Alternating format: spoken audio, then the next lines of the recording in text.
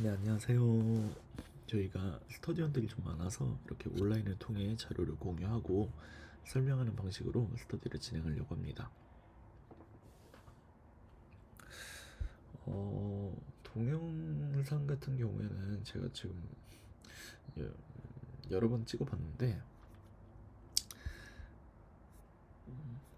계속 너무 길어지기도 하고 깊게 설명하자니 길어지자니 또 의미를 전달하는 게 명확하지가 않고 이런 문제들이 있더라고요. 그래서 간략하게 설명하는 방식으로 해서 최대 10분을 넘어가지 않게끔 그렇게 동영상을 만들어 볼 거고요. 그렇기 때문에 설명들이 조금 미흡할 수 있어요. 그래서 혹시 만약 이해가 잘 안 된다거나 추가적으로 좀 궁금한 점이 있다고 하시면은 오프라인으로 저한테 따로 요청을 해주시면은 되게 차근차근 시간을 많이 내가지고 깊게 설명을 해드릴 테니까 네, 이해가 안 되는 부분이 있다면 그냥 바로 연락 주시면 감사할 것 같습니다. 네, 벌써 1분이 지나가지고 네, 바로 인터넷과 웹의 이해 이 챕터에 대해서 시작해 보겠습니다.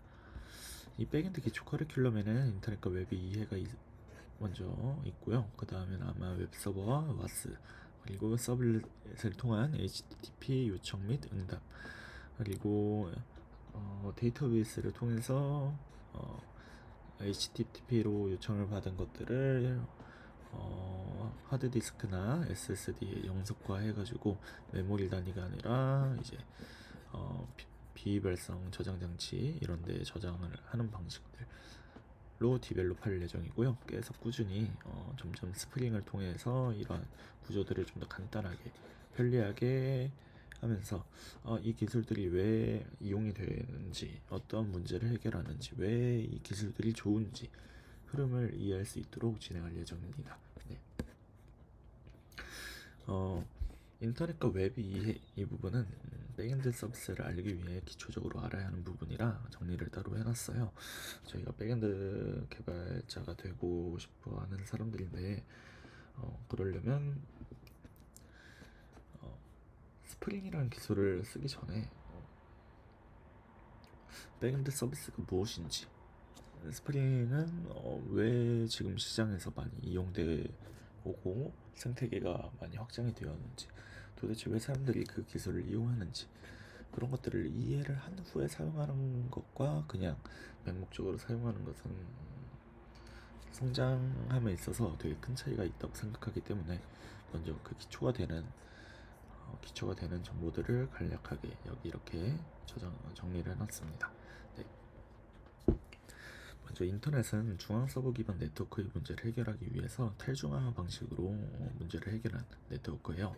기존의 네트워크는 여기 수원의 김해창과 서울의 김서피가 소통을 할 때 이 네트워크가 이 선의 네트워크라고 할게요. 네트워크로 이제 연결을 해서 비대면이지만은 데이터를 송소신할 수 있었죠. 근데 이 네트워크가 만약 장애가 있다면은 이 장애에 대응하기 어려운 거예요.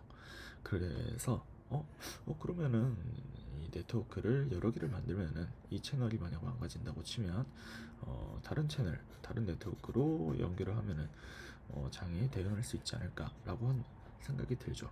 네, 맞아요. 그렇게 발전이 되어 왔는데 이때도 또 문제가 있는 거예요. 이때는 그러니까 안녕 김사피아라는 말을 여기를 통해 보낸다고 했을 때 전부 다 모든 네트워크에 안녕 나 김사피아라고 보낸다고 치면은 비용적인 문제가 있겠죠.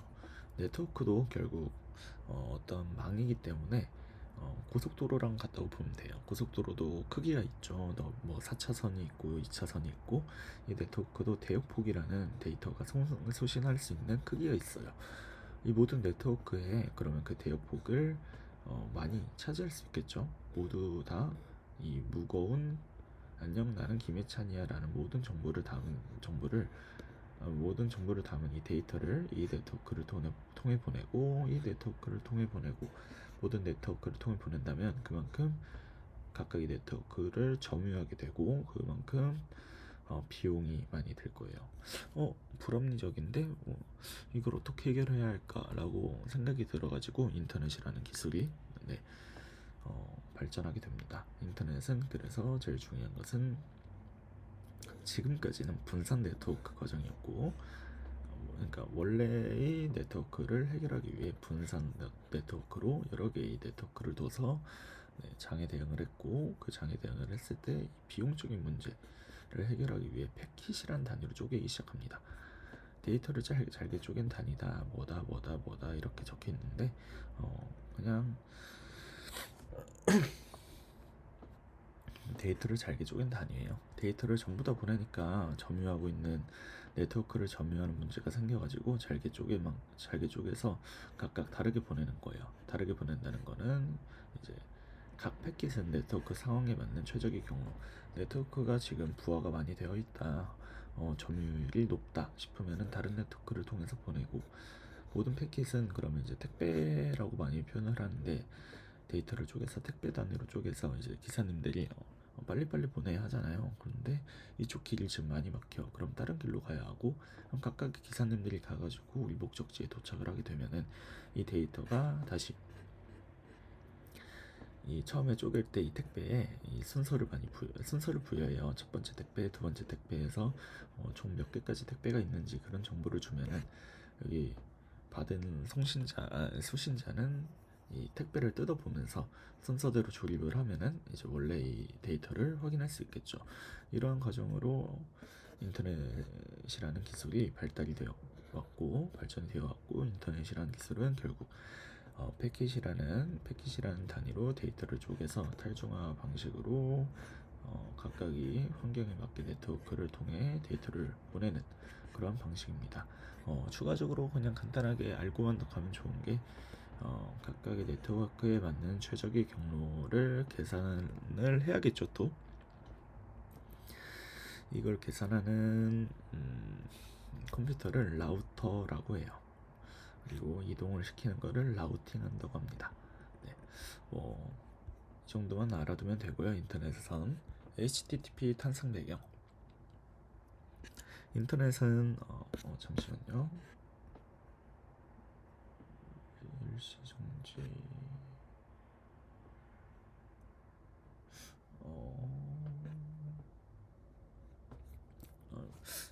일시 정지가 따로 어떻게 할지를 지금 모르겠네요. 저도 이걸 처음 써봐가지고 일단은 그냥 바로 진행하겠습니다. 목마른데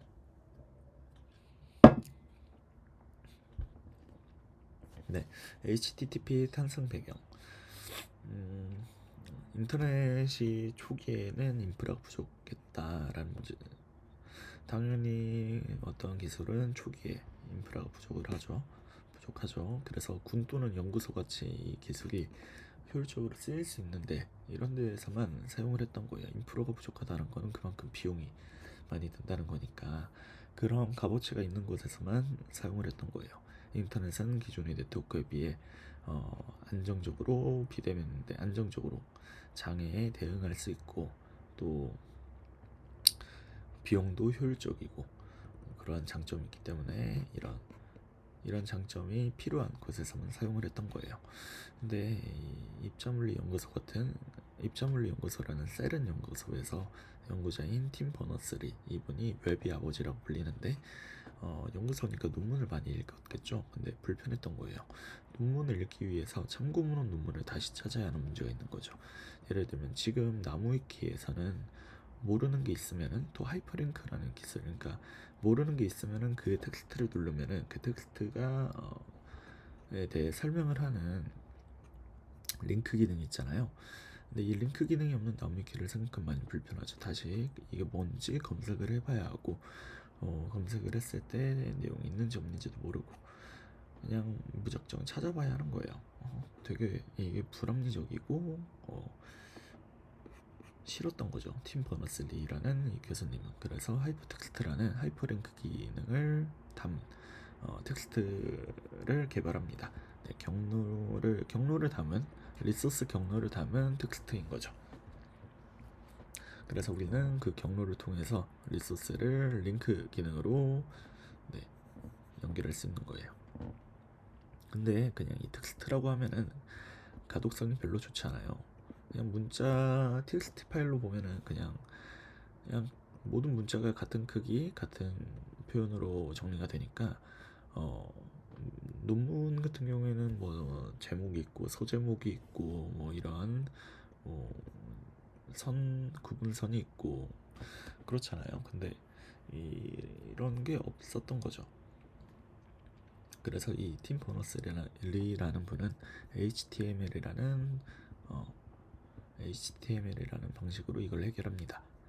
문자열의 마크업 랭귀지를 다른 거예요. 마크업 랭귀지는 다른 게 아니라 소제목, 뭐 제목 H1 태그, H2 태그 뭐 이런 걸로 제목을 나누고 뭐 지금 이렇게 크기가 다른 거, 얘가 아마 소제목일 텐데 이 소제목으로 크기를 이렇게 나누고 뭐 동글뱅이를 통해 이렇게 그 하위 정보 같은 걸 표현할 수 있게끔 하는 게 마크업 방식입니다. 노션이나 뭐 MM도 이런 걸로 표현이 되어 있죠. 어쨌든 하이퍼텍스트로만은 문서를 작성을 하니까 논문이 가독성이 너무 좋지 않아서 HTML이라는 방식으로 표현을 하게 된 거예요. 근데 이때 링크 클릭으로 이제 참고문헌이 이동이 가능한 거고, 그럼 모든 문서들이 서로 연결이 되어 있잖아요. 많이 서로 막 이렇게 거미줄처럼 꼬여 있는데 이걸 보고 나중에 웹 구조다, 웹처럼 보인다 해서 우리가 알고 있는 웹이 여기에서 시작이 됩니다. 근데 얘네가 결국은 네트워크를 통해 데이터가 전달이 되면은 네트워크는 옛날에는 구리선으로 알고 있어요. 구리선의 전기 신호를 통해서 01010이라는 그 전기 신호를 어떻게 파장을 통해서 전달했던 것 같은데 최근에는 아마 광섬유를 통해서 빛의 신호로 빛의 속도로 데이터를 전달하는 걸로 알고 있습니다. 뭐 어쨌든 그러면 그 어떤 파동이 막 크고 작고를 통해 0이랑 1로 이렇게 파싱을 하는데 결국은 01010 이런 이진스 스트림으로 데이터가 전달이 된다는 거죠. 이랬을 때 데이터를 받은 사람은 난감할 거예요. 이걸 보고 안녕이라는 표현을 여기서 어떻게 찾을 수 있지? 어려운 거죠. 뭐 인코딩 방식이나 암호화 방식에 따라서 또 이게 각각이 다르니까 이걸 어떤 규약이 필요했던 거예요. 그래서 이거를 HTML 파일이라는 걸 또 이 신호 안에 넣어줘야 하고 뭐 그러한 규약들을 만들어줘야 하는데 그 규약을 영어로 프로토콜이라고 합니다. 그래서 HTTP란 결국 하이퍼텍스트를 전달하는 프로토콜이에요. 그래서 우리는 HTTP를 반드시 알아야 하는 게 우리는 백엔드 개발자도 결국에는 웹 개발자에서 이제 구조가 분리가 된 거거든요. 점점 복잡해지다 보니까 백엔드 로직을 따로 빼게 되었고 백엔드 로직은 담당하는 백엔드 개발자로 직업군이 형성이 된 거예요. 결국 웹에서 시작이 됐기 때문에 HTTP라는 이 웹에서 사용되는 프로토콜을 우리는 거의 대부분 많이 이용을 합니다. 그래서 HTTP가 왜 만들어졌고 어떠한 표현이고 이걸 HTTP가 무엇인지 알아둬야 하는 거죠. 네. 하이퍼텍스트 문서를 인터넷에서 주고받기 위한 통신 규약이고요. 웹 환경에 최적화된 프로토콜이다 라고 적혀 있어요. 다른 프로토콜은 FTP가 있고 SMTP가 있는데 이렇게 파일을 전송할 때의 규약이 있고 이메일을 통해 심플 메일 트랜스퍼 프로토콜 뭐 이럴 거예요. 아마 뭐 어쨌든 이런 것도 규약이 다 있는 거예요. 그래서 이 0101이 어떤 파일인지 얘가 어떠한 데이터인지 다시 확인할 수 있는 거죠. 네, 이제는 웹이 무엇인가 라고 하면 많은 문서들이 거미줄처럼 보임. 이 구조를 웹이라 부름. 링크 기능을 통해서 이렇게 연결된 구조가 거미줄처럼 보인다. 그래서 웹이라고 불렸던 거고요. 인터넷 기술이 이제 발전이 되면서 설치 비용이 감소가 되고 시장성에 의해서 이제 뭐 저희 같은 경우에는 우리나라는 KT나 뭐 SKT, LG 같은 곳이 인터넷 공급망이 되죠. 인터넷망이 되면서 인터넷 공급자 그렇게 될 거예요. 그래서 이 양반들이 민간 보급을 확대시켰고 그렇기 때문에 이 웹이라는 기술이 점점 민간에서도 웹을 통해서 데이터를 주고받고 점점 이렇게 HTML 웹은 링크 기능을 담은 이 문서, 그러니까 웹은 그냥 HTML이라고 생각해도 좋을 것 같아요. 웹 문서라고 하면은 HTML이다라고 생각해도 좋을 것 같은데 민간 보급이 확대가 됐고 이게 전 세계적으로 링크 기능이 거미줄이 막 꼬인 구조를 보고 전 세계로 확장된 웹이다. 그래서 월드와이드 웹이 우리가 이때 www.이라고 적혀있는 이 www는 월드와이드 웹이구나, 링크 기능이 전 세계로 뻗어 있는 것을 표현하는구나 라고 생각하시면 돼요. 그래서 이거는 한번 읽어보시면 좋은데요. 그냥 이 부분도 간단하게 예를 들어서 설명을 하면은 인터넷을 통해서 데이터를 의미 있게 전달할 수 있는데 그때 웹이 아니더라도, 그러니까 HTML 파일이 아니더라도 정보를 전달하는 방법은 많죠. 근데 우리가 정보성 글을 만든다고 할 때 이미지나 뭐 소제목, 부제목 뭐 이렇게 해서 정보성 글을 작성을 할 텐데 이거를 다른 기술을 통해 전달하면은 전달하는 사람은 상관이 없는데 전달을 받는 사람은 그것을 다시 데이터를 의미 있게 변화하려면은 그거에 맞는 환경을 또 구비를 해야 한다는 거죠. 예를 들면 제가 유튜브라는 것을 통해 동영상을 보려면 유튜브 어플리케이션이 제 핸드폰에 깔려 있어야 하는 거예요. 근데 그러면은 불편한 거예요. 뭐 이렇게 지금 예시를 들어놨는데 예를 들면 컨설턴트가 각각 다른 채팅 어플을 이용한다고 치면 그 채팅 어플을 모두 다 깔아야 하는 거죠. 이거는 만약 내 핸드폰이 사용이 좋지 않다면 뭐 여러 가지 단점들이 그냥 딱 봐도 눈에 보이죠. 이런 문제를 해결을 하기 위해 이런 문제가 있는데 그냥 주위를 둘러보니까 HTML이라는 기술이 있었고 여기에는 페이지를 만들기에 적합하였고 그래서 웹페이지, 웹문서라는 방식으로 이 HTML을 통해 어떠한 정보성 글을 올리고 그 링크 기능을 통해서 이제 사용자가 그 정보와 정보를 서로 넘나들 수 있게 만든 거죠. 그래서 우리는 그냥 웹 표준을 사용을 한 거고 이럴 때 뭐 사파리나 크롬 같은 이런 브라우저들이 우리가 HTML로 그냥 문서만 작성을 딱 해놓으면은 보기 좋게 얘네들을 HTML 마크업 랭귀지잖아요. 얘네들 보기 좋게 렌더링을 해주는 역할인 거죠. 그래서 웹 기반 정보 제공의 장점은 뭐 이렇게 있는데 한번 읽어보시면 되고요. 초기에는 서버에서 그래서 웹 문서를 만들어서 HTML이라는 웹 문서를 만들어서 클라이언트에 전달해 줬어요. 근데 이때의 문제점이 있죠. 페이지 요청 시 전체를 새로 고치면 되는 거예요.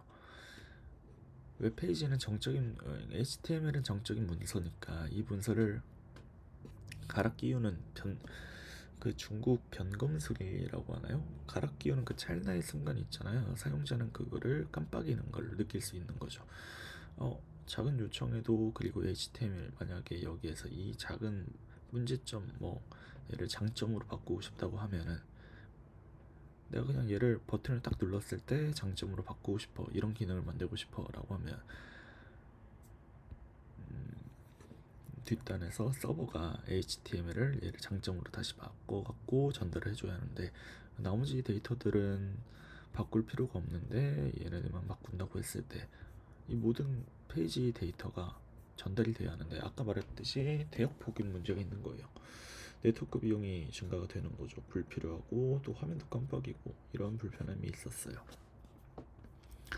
점점 웹브라우저가 발전이 되고 자바스크립트로 동적인 렌더링이 되니까 DOM 동객체로 이제 이런 태그들을 각각 자바스크립트가 참조하거든요. 그래서 이 동객체 내부의 값을 변경하는 방식으로 렌더링을 동적으로 할 수 있는데, 이런 기술이 발전이 되면서 그냥 변경된 데이터만, 아까 이 문제점을 장점으로 바꾸려면은 여기에 대응되는 동객체의 이 데이터 값을, 문제점이라는 데이터 값을, 뭐 문제점에서도 문제라는 이 데이터 값을 장이라고만 바꾸기만 하면 되는 거예요. 어, 좀 더 편리해지죠. 그러면은 뭐 네트워크 비용도 부담이 없어질 뿐더러 얘만 바뀌기 때문에, 자바스크립트를 통해 얘만 바뀌기 때문에 페이지 전체가 다시 렌더링 되는 게 아니라 깜빡이는 듯한 느낌이 들지 않아서 사용자도 불편함이 없을 거예요. 네, 그래서 점점 이렇게 클라이언트 사이드 렌더링으로 발전이 되어가고 있고요. 그렇지만 이때 필요한 데이터, 여기에서는 뭐 장점으로 해가지고, 사실 그냥 장점이라고 하면 클라이언트 쪽에서 얘만 장으로 바꾸면 되기는 하는데, 장점으로 해서 그러면 여기 밑에 장점인 데이터를 동적으로 받는다고 할게요. 버튼을 딸깍 눌렀을 때 장점으로 전환해줘라는 버튼이 옆에 있다고 치면, 눌렀을 때 얘를 장점으로 바꾸고 장점인 데이터를 받아온다고 하면 이 장점인 애들이 몇 개 있겠죠. 걔네들을 이제 제이슨이라는 문서 양식으로 전달을 받는 거예요. 그래서 이 부분이 살짝 처음에는 와닿을 수도 있는데, 아까 HTTP 방식을 통해서 데이터를 전달하는 거, HTML은 당연히 HTTP를 이용하는 거는 직관적으로 당연하죠. 하이퍼텍스트를 전달하는 프로토콜이니까. 근데 JSON을 전달할 때도 HTTP를 이용을 합니다. 이건 약간 직관적이지 않아요. JSON은 하이퍼텍스트 기능이 없고, 그러니까 이 프로토콜을 굳이 이용을 할 이유가 없을 것 같은데 라고 생각이 들 텐데, 이 서버 사이드 렌더링 방식에서 발전된 거기도 하고, 그렇기 때문에 클라이언트 쪽에서는 이미 HTTP로 요청을 주고받는 것이 표준이 되어 있어요.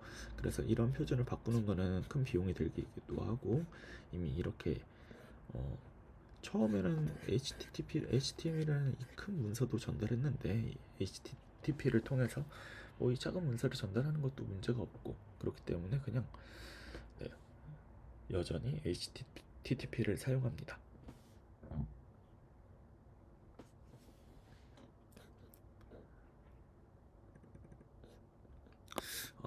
네. 벌써 20분이 넘어갔네요. 아직 동영상으로 강의를 해본 적이 처음이라 시간 관리가 좀 어려운 것 같습니다. 스킵하면서 들을 것만 듣고 시간 관리 잘하면서 그냥 들어주시면 돼요. 네, 자 이제 HTTP를 통해서 웹 방식으로 어떻게 소통하는지 이유를 알 것 같아요. 근데 클라이언트 사이드 렌더링이 뭐고 서버 사이드 렌더링이 뭐고 각각 뭔지 알 것 같은데, 그러면 어떤 데이터가 필요하고 난 뭐가 필요한지 요청을 어떻게 하느냐? 그거는 바로 API라는 방식으로 서버에 요청을 합니다. 목말라서 동영상을 한번 끊고 다시 시작할게요.